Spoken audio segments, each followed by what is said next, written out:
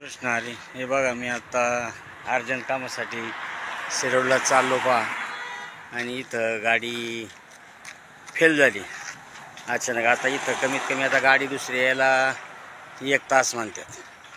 तर आता पुढची कामं सगळी राहिली बघा. आता हे गाडीचं असं झाले बघा. ही गाडी नंबर MH 4408.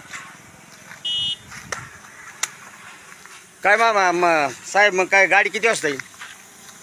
गाडी किती वाजता येईल? 1 तासाने.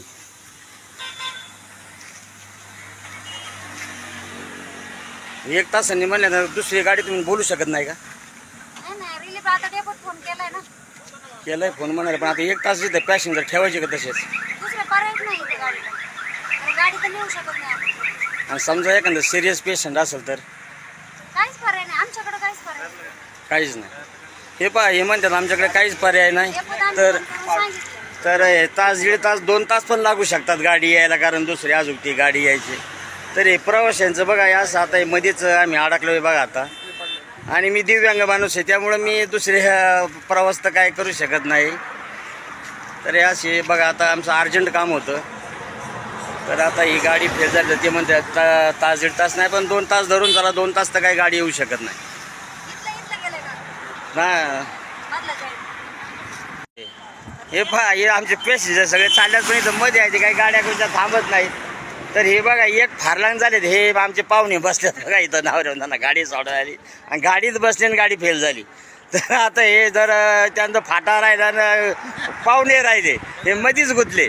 हे असे बघा, हे शिरूर चौफला नावरा या डेपोची अवस्था पहा.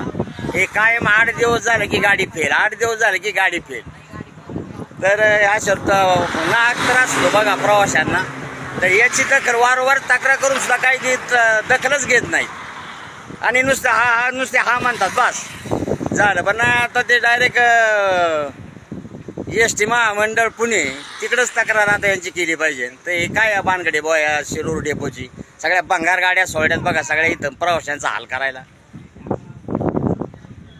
हे बघा, मी आता इथं चष्मा बनवायला टाकला आपले ढगे साहेब डॉक्टर यांच्याकडं. तर आता ते मी तर देतो म्हणजे करून लगेच, म्हणून थांबलोय बघा इथं. हे जुने ढगे सारे ती माझी जोडीदार होते.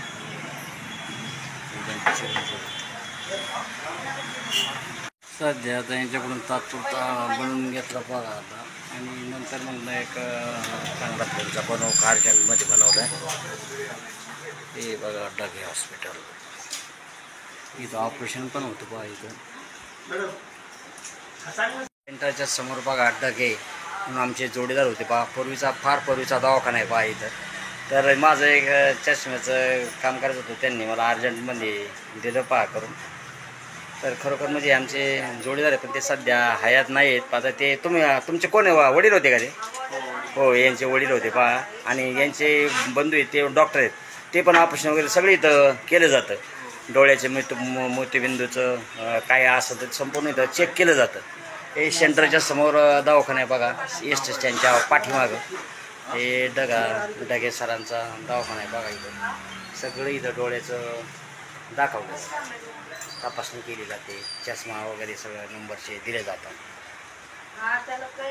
रामकृष्ण हरी. हे बघा, आज पाडळीला जायचं होतं बघा. आज एकादश कीर्तन होतं. करंजुरे पाटलांचा फोन आला होता या, परंतु आता इथं बघा 4 वाजले आणि पाऊस तर काय उघडा ना बघा. हे पाऊस भरपूर चालला आहे, त्यामुळं काय आता जाणं कठीण आहे. आता ते वाट पाहतील, पण आता विलाज नाही. पाऊस चालू आहे आणि आज कीर्तन होतं बघा चांगलं. आता मी स्टँडला आलो आहे पहा आता. आणि आता घरी जावं. आता काय जाण्यात उपयोग नाही. पाऊस जर उघडत राहील आणि पुढं रस्ता पण खराब आहे. आणि देवदैठणवरून परत पुढं गाडी मिळते ना मिळते, त्याकरता मी चाललो आहे पहा. तर आता स्टँडला आलो, परत थांबलो इथं. आता गाडी बघून आता घरी जायचं. आता कॅन्सल केलं पहा. पण चला, आज एकादश होती तर जावं म्हणलं होतं, पण ते काय योग नाही. आणि सकाळी पण येताना फार तारंबळ झाली. ते STचं घोटाळा झाला. थोडक्यात वाचलो पहा. ते STचा जॉईंट तुटला, पण गाडी नाही. परत कसली गाडी पकडत आलो. तर म्हणलं बाबा तिथंच कॅन्सल केलं होतं, पण जाऊ म्हणलं पुढं जर मिळाली संगत तर जाऊ. पण काय बरोबर नाही वाटतं, त्यामुळे मी कॅन्सल केलं. नशिबात आता ही शिरूर चौकला लागली पहा, पण लय गर्दी भरपूर. मला सीट मिळेल काय अडचण नाही, भरपूर गर्दी. आता परत माघारी निघण्याचा निर्णय घेतला आहे पहा, कारण पाऊसच हटायला तयार नाही.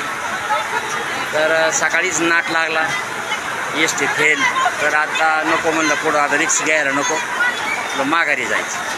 धन्यवाद.